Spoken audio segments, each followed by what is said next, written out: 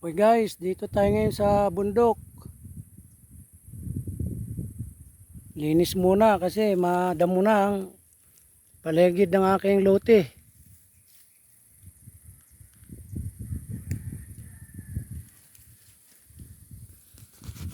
Uy, tik na malaglag. Ayun oh, i-renovate na yung kubo ko kasi luma na.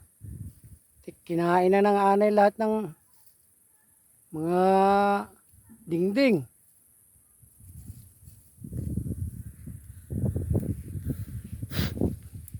Ayan guys, oh, ang sarap mo po sa ilalim ng puno. Uy, baka malaglagan ako nun. Oh, tik yan.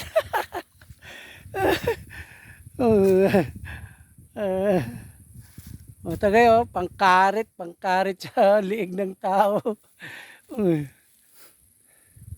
dami pa kami linisin, oh, hanggang doon pa sa baba. Doon sa taas. Doon pa sa baba din. Oh, teka. Ano, bagong yung gate, sinara ko na. Kaya dito nagdadaan sa lote ko eh. Sinisira, pinuputol yung mga puno. Okay guys, like and share. Thank you.